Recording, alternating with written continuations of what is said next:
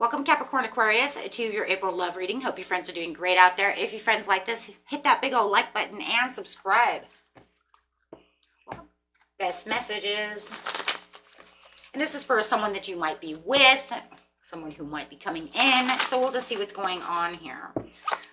Best messages coming in is healing family issues. So your love life benefits as you forgive your parents, your loved one. We're talking about love, so forgiving your loved one, right? So healing some kind of family issue going on over here when it comes to love. Wanting to express their love. So this person's saying, I want to heal this family issue with you. I want to heal this love situation with you. Okay, whether you're married or not married, it doesn't matter. It's a general reading. Okay, they just want, there's something about a reconciliation, they want to express their love. Okay, they want to come back. They want that forgiveness. They want to release the tensions with you. They want to heal this. They want to have those heart-to-heart conversations with you. They really want to express their love and fix this situation. I just kind of feel this, like I'm kind of tired of the argument. I'm tired of being the elephant in the room. I'm tired of the squabbling. I want this to be fixed. So let's see what's going on. Using the Romeo and Juliet cards. Yes, they feel like they've been rejected, like you have rejected them. May even feel like you may reject them. So they may feel like, you've already been rejecting them. But they might also be worried that they're going to come back and try to have that heart-to-heart conversation with you, and you're going to reject them. I don't want to talk about this. I'm done with you, right? So they do say that they are very determined. They're pushing up the courage to come have this conversation with you. They want to get firm about the situation, but I feel like and it's crazy because there's a firm rejection and then we have the firmness. So it's almost like they know that there's a possibility you're going to put your foot down, or you already have, and you could do it again. They're building up this courage because they feel your firmness. They know that this is going to be a hard thing to do. Okay. So they're trying to build that courage, right? They find that this is a very serious matter. They don't want to take this not serious. They see that you see this very serious. They're taking this very serious at this time. Okay. So they are worried, and they have a lot of concerns when it comes to this. There's a lot of fear here within them that you're not going to have this reconciliation with them. They're afraid you're going to say goodbye. Okay. Yeah, they want to fix this commitment with you. In their head, it was never over. To them, it was just never over. Even if they felt like they may have had someone better. So some of you, it may feel like a third-party situation. They may have felt like they had someone better, or that you had someone better, but they know that it's still never over. Even though they know that they feel like you may not love them anymore, they still feel like deep down inside you still may miss them. What kind of egomatic person are you dealing with? Okay, so I know that I've lied, and there was a lot of partial truths that were told. I don't think that you really love me anymore the way you used to. Yet I really want to have this commitment with you because it's never over. Yet I may have picked someone over you, or you may feel like there's someone better than me. Something like this. Take it how it resonates there. Or I might have thought someone was better than you and I was wrong. But somewhere deep down inside, I do feel like you still are missing me. You might not love me the way you used to love me, but I still feel you miss me. Pride keeps us apart. I'm thinking their pride in itself is what's keeping everybody. Wow. Okay. So someone has unmet needs. So they may feel like you have unmet needs. They think you're needy.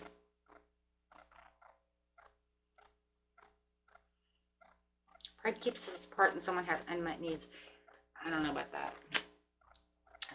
I don't know. They're saying that you have unmet needs, and they think that they're the ones that can meet these needs for you. What a misconception. The majority of you. Sounds very egomatic. But take that how it resonates. Let's see what's going on over here. Situation, please.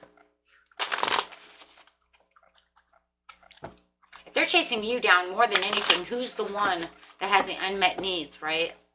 I mean, let's get real over here.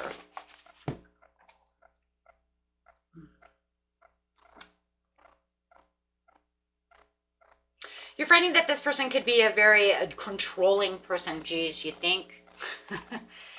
This person could be a very controlling person, and you're not going to allow them back into your life. You're saying that they're full of self-control, you know, you're trying to be very decent about the situation and very patient, and holding, I don't know, I want to say maybe even holding your tongue for some of you. For some of you, you're going to find this actually very, very funny. That wouldn't surprise me. For some of you, you're going to say, that's hilarious. Yes, you know what? Because, yes, I actually am right there with you, right? Yes, I can actually see that. Okay. Because you're going to find that they're a little wild, a little, okay, you're going a little, you know, fanatic over here, right? Them being so fanatic and them thinking all of this stuff, it is kind of humorous. And, you know, from an earth signs point of view, right? I just got to say, yeah, it is kind of funny, isn't it? Isn't it kind of funny? I'm going to be there right with you. I'm Taurus, so I'm going to be there right with you, thinking, oh, really? You think that I have unmet needs? It's actually, you're going to put your crap onto me? That's hilarious. So you might actually find this whole reading to be a little triggering, a little, but yet a little funny in its own ways, only for the fact that you're like, kind of like, yeah, right, okay. You see what I'm saying? That's not going to happen. Because they expect you to have some kind of immediate action, and you're like, have you met me? It's like, have you met me? I'm not moving that fast, and I'm not going anywhere I don't want to go. Yeah. Okay. Yeah. You know? Yes. Because you find this person to be very rash. And they could be quick at changing their moods. You might see them as very moody. You know, it's like, okay, so today, Romeo, right? And they're using the Romeo and Juliet cards. Today, Romeo, you think that I'm just going to go back to you, jump into your arms because you said so, because you said, you know, or because you think this, that, and the other. Okay, so you think that I don't really love you, but I still miss you. So you think I'm just going to jump and catapult right at you because you want to come in and try to heal a situation, which, my friends, this feels like not a very good situation to be healing. I don't think this is one of those situations where it's a misunderstanding. You know, I think this is one of those things that was a, you know, when we see something that says they're very rash, they're very controlling, I'm trying to use my own self-control, my own patience to the situation. Okay. Yeah, this isn't a very good situation. So for them to, what are they? Discredit the,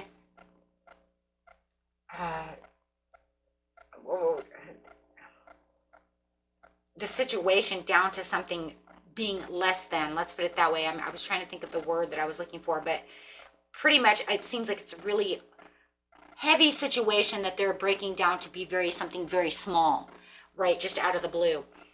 When it does feel like whenever they left or whatever was said last was pretty harsh, and now they want to bring it down to be something very minute, like it didn't really, you know, it's okay. It's okay, right? It's all good. So it is like they want to invite you out to kind of clarify, to identify these issues, to try to, you know, woo you and coo you back, right, into their, oh my God, into their loving arms over here. Oh my God, are you guys dealing with a narcissist? Or what is going on? And then overcoming the obstacle. It's almost like they're saying, okay, like they're breaking this down like it was nothing. Like it wasn't that big of a deal. You made it, you know, you made it worse. But then it's almost like when they don't get their way, they become aggressive again. So it's almost like you're going to say, no, I don't want to go that way with you. I'm done with you. I don't want that, right? As they're trying to overcome the obstacle with you, all of a sudden they become very aggressive, or they become very mean, or their mouth goes and they say very hurtful things. I think this is really a person who can really do verbal emotional damage with their mouth. Okay. It's like if they don't get their way, then here come the name callings. Here comes the, you know what I'm saying? So it turns into the verbal, it actually gets into, you know, can become very emotional, mentally emotional for sure. Yeah, they're saying they just want to have a talk with you. I want to talk with you. I want to invite you out so that we can have this conversation, this heart-to-heart conversation, so that we can, you know, clarify on this situation, so we can pacify this situation. You really want to pacify it with wooing me. So they want to pacify this situation with wooing. Okay, that they think that, you know, if baby doll, okay, honey bunny, you know, we go out, we're going to do what we're doing, so that way you know, you get enchanted by me, you fall back in love with me, remembering who I am, right? But for you, it's like they're, you know the truth. To you, it's all fake. To you, it's like, but if I do this, and maybe for some of you, you've done this already once or twice, right? So it's like the same outcome over and over. So you're very so much in protection mode, you know, from this person, because it seems like they really do know how to put the heat on. They know what they're doing. They're very enchanting. This person knows how to put the moves on in all the right ways, but now you know exactly who they are. So it's, yeah, you know, you're letting you go, right? Because I do feel like this is the type of person that if they're not getting their way, then yeah, then they're, you know, they're in attack mode, right? It's either my way or the highway, and you're gonna, you know, yeah, definitely. Thank you, Spirit. They're poison, literally just poison. So it's time for you to listen to your inner voice, right? You already know what you need to do. You know what's going on. This person could be very cunning, very tricky. We have the apothecary, so you could feel like this person just, yeah, they know how to wine you, dine you. But if you're not doing what they want to do, then boy, oh boy, they really, really can become manipulative and really hurt the heart. It seems like it's kind of like, you know what, this is one of those things where it's like my way or the highway situation. If you're not doing what I want to do, then you're not loyal to me. So they have the double-edged sword when it comes to their, you know, the way that they're going to treat you. So they don't like resistance. They don't like, yeah, narcissist. Thank you. Yep. Narcissist. That's really what it feels like for the majority of you. And even if they're not a full-on 100, they do like to play those mind games. Something going on. It could be, I don't know. They think love should be all about them. It's a one-sided love. And is it even love, though? Because, you know, you got to say it this way. If it's really love, that's not how we treat loved ones. So they really don't know how to love. So that's immature love. A person who doesn't know how to love. And emotional immaturity is baby brother, is the baby brother to the narcissist. That's baby narcissist. Which means they're not full-blown, but it's enough to know that, you know what, they know how to get what they're trying to get what they want until you figure it out. Ha, I figured you out, right? So Spirit says that, you know what, just become that Queen of Wands, stand in your power, be that confident. You know exactly how you're supposed to do. You know, you have the desire to overcome any obstacle that you know, want within your life. For some of you have this beautiful King of Pentacles that's coming in, okay? So, you know, a person that knows exactly where they want, where their comfort is, where their generosity is, or you could already be dealing with this beautiful King of Pentacles, you know, who is, you know what, knows how to love, has a mutual attraction, knows the connection, knows how and what love truly is. This person does not know what love is. You could be dealing with some kind of Sagittarius or an Aries over here who does not know how to love, right? They're just literally backfiring all over the place over here. Yeah, there it is, emotional immaturity. What did I say? It could even be a water sign. That's exactly what I just said. That's narcissist's little brother right there, emotional immaturity. And that's, you know what, I jump up and down if I don't get my way, and that's exactly 100% what I'm seeing here. If you don't tell me you love me or you don't give me what I want, now I'm going to jump up and down, and then I'm going to call you all kinds of bad names. Okay, well, settle down. We don't have to be 10 years old or 5 years old. Okay, because no matter what, you know, it's just, that's what it is. And the emotional immature is funny because they're not 100% true narcissists, so there's a lot of backpedaling. See, a true narcissist won't backpedal shit, right? Because they're always 100% right. But an emotional immature person, you throw something out at them and they start backpedaling. Oh, well, I didn't say that. Oh, see, but a narcissist would never do that. They don't give a shit, right? Because they really don't fucking care. right? They'll, like, I don't give a fuck, right? So they don't do a whole lot of backpedaling. I mean, some of them do, but nothing like the emotional immature person. The emotional immature person, as soon as you say, you said this, oh no, I didn't say that, and then, and then when you do throw something out at them, they're backpedaling, just to try to keep you in their control, right? Control, Capulet over here, the control center, right? And that's why they're baby narcissist, because they don't have all the 100% attributes of the true narcissist.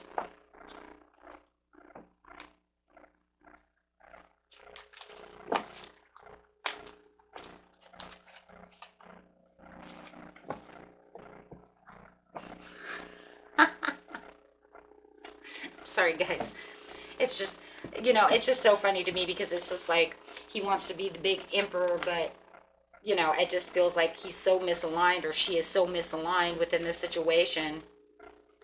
It's such a misfortunate situation,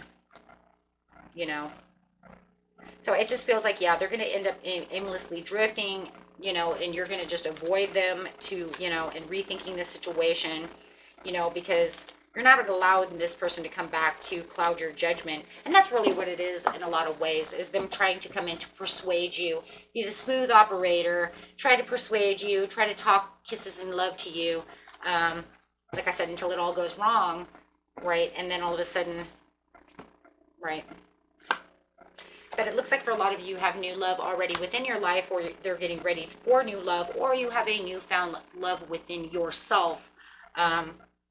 And you're like, I'm not dating anyone. I've already got a love, or I'm waiting for Mr. and Mrs. Right, who could be this Taurus coming in for you. It doesn't have to be a Taurus, could be anyone. Because it is a general reading. For a lot of you, it could be an earth sign or a water sign. But yeah, it looks like for a lot of you, you're just really worried more about your finances and career at this time, and your family, your children. Worried about, things that, that are important to you at this time, which is not this. But it is so funny that they want to come knocking your door down. Not just knocking to say hello, but literally knocking it down. But no, it just feels like you're saying, I'm worth waiting for, and I'm ready to wait for someone who's worth it to me. Someone who loves me. Oh, absolutely. Spirit says, always engage yourself in your own higher self and your own higher commitments, right? And it's always worth waiting for. Yep. Okay, so let's get a couple angel cards and we're all done. Ooh. I don't know if he's knocking down the door. The first song that I have in my head is Burning Down the House, our house. Talking Heads. I don't know why, because it just feels like that's how it feels. Like, oh God, you just come to burn the house down. But yes, Spirit says just make it a peaceful resolution as much as possible. Just tell them how you need to feel. Don't try to, it's almost like don't argue with them, because you ain't going to win anyways, right? For the majority of you, it's like talking to, it's like, how are you going to win against talking to the wall, right? So within the next few weeks, everything will feel like you have success. The more you don't engage and disengage, right? The more they were just, disengage as well. But it does feel like for a lot of you, the problem here is that the more that you ignore them, the more they're just not going to go away. That's for somebody. I just feel that. It's almost like, you know what? Just tell them, I forgive you. Leave me the fuck alone. I got to go. Because it just feels like, like they show up at my work, they show up over here, and it's just like, but I'm done, and I'm all done. So maybe you could just make a peaceful resolution with them just so they will leave. Maybe they will get it through their thick skull in a lot of ways, right? And for cross watchers, it could be definitely the other way around, okay?